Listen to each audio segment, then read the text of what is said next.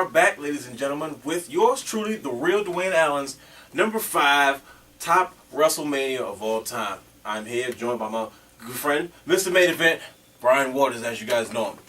B-Dub. What's happening? My turn. Oh, yeah. Number 5, ladies and gentlemen. My number 5 WrestleMania in this WrestleMania series. We're going to start off with WrestleMania 23. Why do you ask? For a number of different reasons.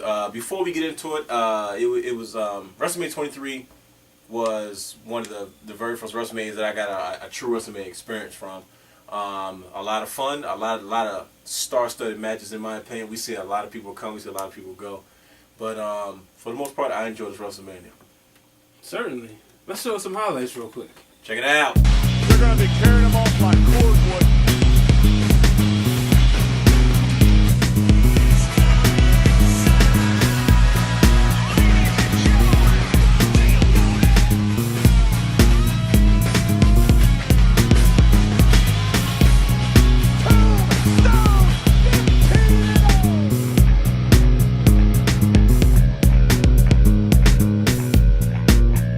Let's get ready for this one. Alright, WrestleMania 23. Most people ask, okay, why? For a number of different reasons. One, I enjoyed a couple of aspects of it. I love the aspect between the celebrity aspect with Donald Trump and Mr. McMahon. And leading up to the events, we had a situation where the whole buying of the company and all that thing situated. Then we had the hair versus hair match with Bobby Lashley and Umaga. Was Stone Cold the guest referee, right? Mm-hmm. Yeah, that's what I thought. Starting off, the Money in the Bank ladder match. I thought this was one of the most, if not the most, in my opinion, star-studded Money in the Banks ever. You saw a lot of big names in this. You saw Ken Kennedy, CM Punk, Edge, King Booker, Jeff Matt Hardy, Finley, and Randy Orton. I mean, that alone says a lot for Money in the Bank. Now, usually Money in the Bank is usually reserved nowadays or at one point for the younger guys coming up for the company. At first, it wasn't that way with guys like Christian and Ric Flair and Shelton Benjamin. Then you had this year, one of the few matches without Shelton Benjamin in it. I enjoyed it because I believe this is when it actually meant something. Yeah. Because you had guys like Booker in it, you had CM Punk, you had Ken Kennedy. For him, he actually won the match, and he was supposed to be a big deal, and I think he could have been. This is a really good platform for him to become the next big thing in the WWE, despite but as you know, a number of things happen. And mind you, this is CM Punk's debut. Yes, First WrestleMania. this is his first as WrestleMania. an active competitor. Right. 22. He's riding on the side of the car looking like a 30s gangster and John Cena's entourage.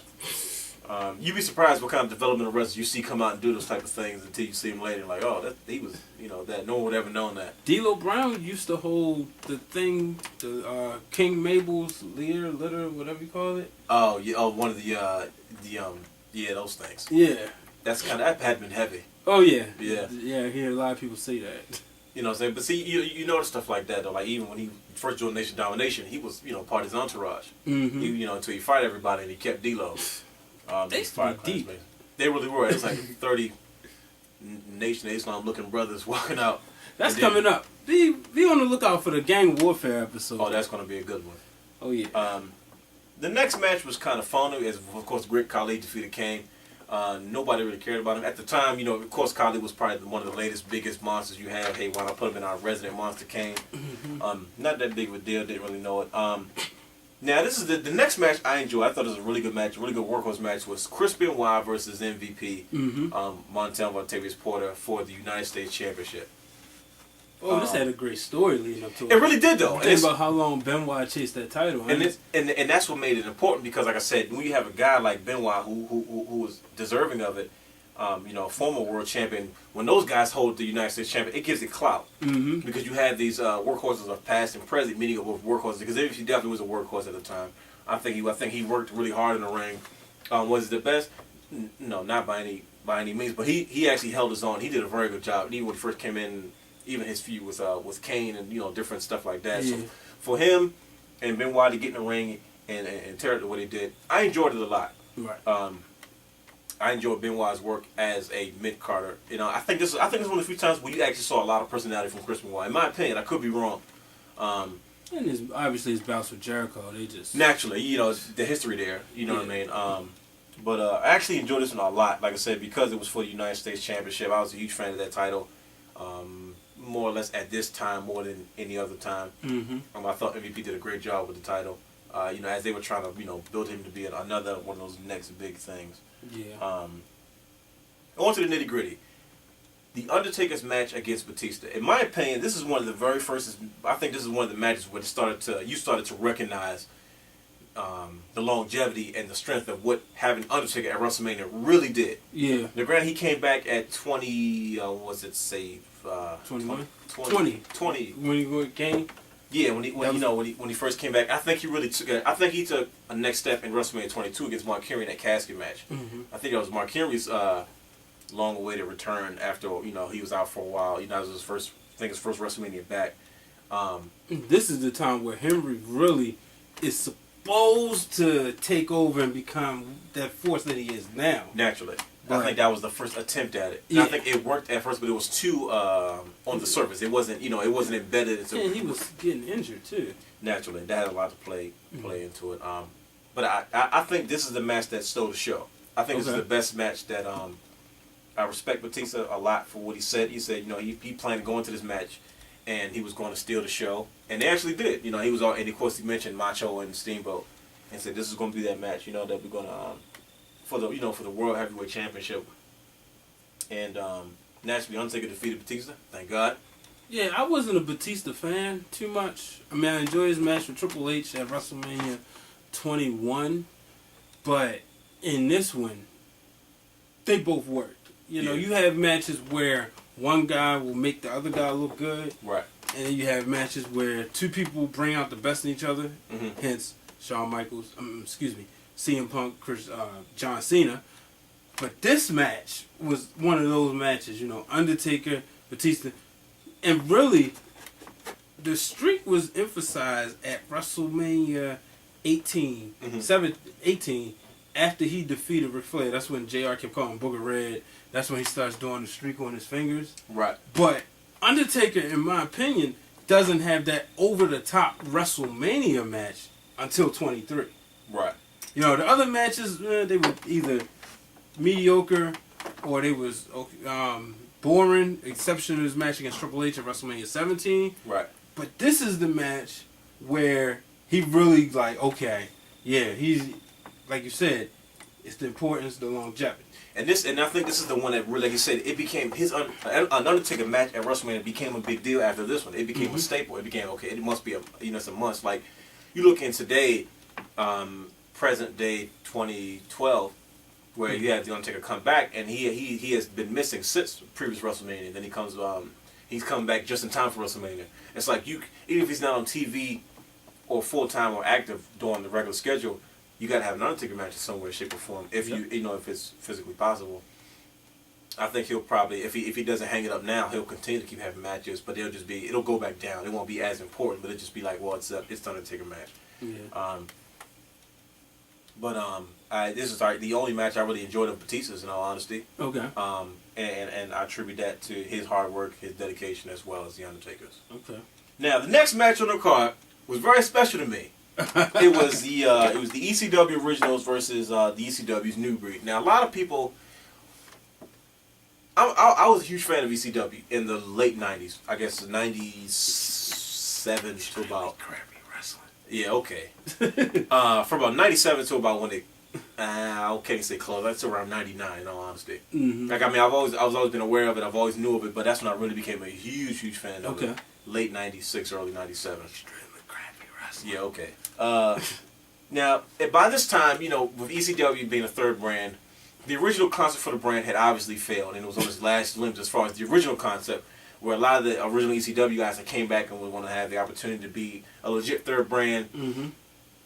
But, despite everything that happened, a lot of stuff fell through, and you saw them go in a different direction. This is where you start to see the new ECW, where they decided to use it as a territory for young guys to develop and to make a name for themselves, and then eventually move on to SmackDown or Raw. Right. Now you had this new breed of guys. You had, ironically, 4 guys that are not active in the WWE anymore as wrestlers.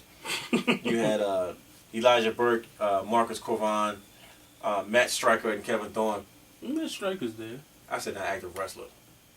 He's not active now. Matt Striker, he'll listen to boots every once in a while because he was in a battle royal not too long ago. Okay. He's not a bad wrestler. No, and he wasn't a bad wrestler, and it actually worked. You know, he had a gimmick. He was going to be one of the young guys that was going to take over. You know, the teacher gimmick worked for him, and he was really good on the mic. He was really good. He's also good as a manager for Big Daddy V on his way out. Yeah, I think that's the thing with him now, that he's so good on the mic that they'd rather have him at the booth. And that's what they say. Listen, we can have you sit around and not do much because we really don't have any plans for you right now. Or you can, make money and start a new career. Like I said, if he has to lace up his boots every once in a while, he can still do it. Shoot. And he's a fan, and you can tell just a lot of stuff he'll say, like he'll bring up old history, and as a broadcasting student and a love of this business, you can appreciate somebody like that. Definitely. Like I said, because you recognize where they're coming from. You can it's easier to identify with. Like that's why you see them on a lot of different DVDs. Yeah. Especially the Macho Man DVD. He's a huge fan of Macho Man. That was been documented. Yeah. Not sure why Maria was there. Eye Candy maybe. Different story for a different day. Ring of Honor, what's up? But the ECW originals, I love the fact that they got to have their WrestleMania moment. Did they really fit in the WWE structure? No, because I think they spent so many years with no structure, in all honesty. Right. That when it got to such a tight fit, like in WWE, I don't think they thrived in it as well. Okay. But I'm glad they had their moment. I'm glad to see you got to see RVD, Sabu, Tommy Dreamer, and Sandman have their WrestleMania moment. And they beat the New Breed and then lost to him. I think they had a better match that Tuesday on ECW. It was actually hardcore rules. Yeah. It was actually a hardcore match, which I actually think was a lot better. That's what I think that should have been. I think it should have been too. I think it should have been Extreme Moves because the match they had, that following Tuesday was, in my opinion, was a lot better than the WrestleMania match. But I'm glad they got to have their WrestleMania moment where they got to do their signature ECW pose, and there you go. Yep. That was special to me. I had a lot of hope for ECW, but after a while, you heard the stories and the drug charges, and people just kept falling through. You begin to notice that a lot of the originals really weren't cut out for this type of lifestyle. Usually, with a semi-independent promotion that's national, you can sort of come as you go. Not a lot of things like drug testing. Not a lot of rules you got to adhere to outside of the ring. You're sort of going about your business. As long as you're there for the show, you make your money. You put on you go about your business. Where in the WWE, it's a tad bit more structured than that. But this was the last of what you knew as ECW, getting that one moment in the sign. And I think that was, as a fan of ECW, seeing these guys in their prime, it was good to see them have their one WWE moment that can go down in history. So, if wherever you had that moment where you can find where they fit in history, they had at least one. Yeah. So that's why I enjoyed the match so much. And there's a big deal as to why I enjoyed this WrestleMania. Okay. Moving on to the Bobby Lashley match with Umaga and Donald Trump. In all honesty, the match, in my opinion, was okay. It was fine and dandy, but I think the build-up was more important. Oh, most definitely. I think the story between Donald Trump, and it's funny because you saw Donald Trump in a role that you hadn't seen him all the time, and naturally he had the Apprentice, and he was on television a lot. Yeah. But to see him, two billionaire buddies going back and forth in this story on television, and Donald Trump buying it and threatening to sell it. I got a lot of billionaire buddies. It was that story alone. Everybody wanted to see Vince get his, and it was funny to see Vince get his by another peer. Yeah. You're having the hair match, because at the time it was always this speculation that Donald Trump was a toupee or wig, and so and naturally garnished a lot of media buzz.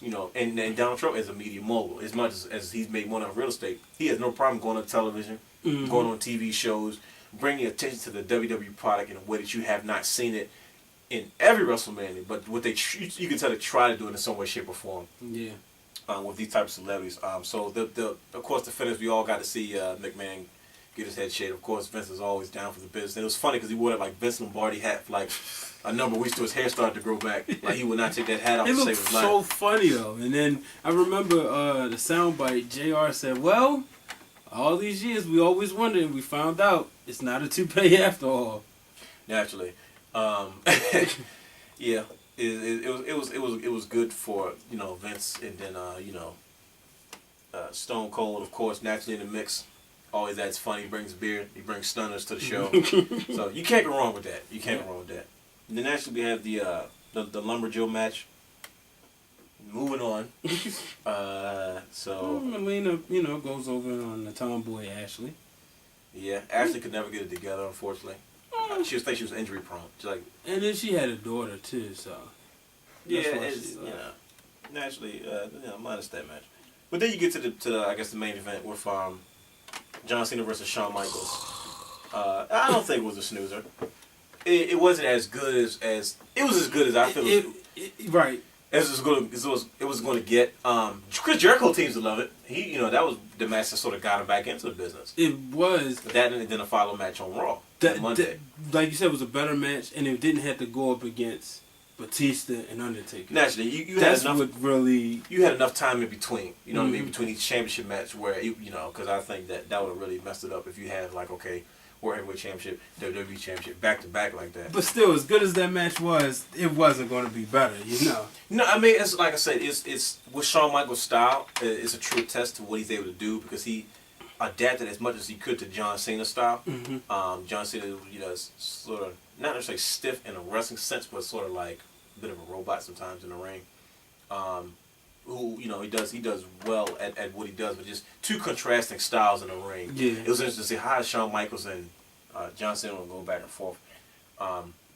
Originally, we all know. Well, if you don't know, it was supposed to be Triple H and Cena again. Yeah. But obviously Triple H got injured, and he asked Shawn Michaels to drop, to carry the ball on this one, and did a very good job. Man, that man got injured a lot after he married Stephanie. That man, he couldn't keep his legs together. Hey. I'm just saying. Hey. I think I don't know. Triple H is nonstop. You know what I mean? And like I said, you're talking about a guy that doesn't do a lot of. Rumored doesn't do substance abuse as far as contributing to his body. So naturally, you almost know. Yeah, he gets injured too much to do too many type of Yeah, because he's not on that extra enhancement to get himself better and back out there. Right. Guys like him and Chris Jericho are very natural. Chris Jericho hardly ever gets hurt. He has torn ligaments in his knee and still does shows. So like he said to Edge, I never get injured. WrestleMania 26. Yeah, I remember that exactly. So you know what's interesting about this WrestleMania? We come off of 20 years of Hulk and Andre, 20 years of 93,000, and that was in the Silverdome. Pontiac Silverdome. Yep. This one, Detroit and Ford Field, and they break a record. Set a record at the time with 80,103 people. Mm-hmm. You also have start off with Aretha Franklin 20 years ago. Start off with her again. So I thought that shouts out to my boy Charlie Speed. He's on this video. Oh yes, I mean, Charlie Speed. I was sitting there WrestleMania. Yeah, he told me, say, yeah, look out. And I was like, wow, can't wait till we go this year. Maybe, I don't know, maybe we might end on a video too. Hey, it's history in the making. Yeah. It's been a really good year. It's starting off pretty well, so hey. Certainly. WrestleMania in the building. Yeah. Naturally. But I enjoyed WrestleMania 23. Shouts out to Steve. We watched this one together, and he'll tell you, I remember the Shawn Michaels and Cena match kind of started snoozing. He's like, yo, you up? Yeah, it's just, I guess because like you said, the Batista and Undertaker match had you off your feet. Yeah. And you was like, wow. And then, that, in all honesty, they should have been last. Batista had just won the Royal Rumble. Mm-hmm. Undertaker had just won the Royal Rumble. Right. Going to WrestleMania, they should have been last. That would have made more sense. I would switch the exact spots. You know what I mean? But of course, WWE's golden boy. Yeah. Mr. Cena. Mm-hmm. WWE champion at the time. So, I think it would have been a lot better. Like you said, it was good for what it was. But it could have been a lot better, like you said, if they switched the spots. Yeah. And went in that direction. But overall, this is my number 5 WrestleMania. And I enjoyed it. That's why. Now that's main event. All the way to the bank. Civil War. Ladies and gentlemen, make sure you check us out at Wrealm. Make sure you tune in because number 4 is coming. I can't wait to see what you guys got to say about my number 4 WrestleMania. I tell you, it's 2 2s. Yep. You heard him. 2 2s. Double deuces. So on that note, he is the Real Dwayne Allen. I am Mr. Main Event Brian Waters. We are the Wrestling Realm. Make sure you find us on Facebook. Join us every time time there's wrestling on, every time there's not wrestling on. Also, make sure you tune in every Monday night, Perfect Plex Talk Radio, where you can find yours truly and the millions and millions of callers as we join in talking about the sport we love so much, and that is professional wrestling. And the Real Dwayne Allen tends to drop a pipe bomb on there every week. Every once in a while. Comes in there, makes his presence known, sets the intelligence straight. And hey, that guy with 3 X's because he's hardcore, Mike Knox. Network's taking over, I tell you. That's what it is. Get with it, get out. 2012. This is just the beginning. Oh yeah, just getting started. Better buckle your seatbelt, folks. It's gonna be a long ride. And on that note, we are out. Peace.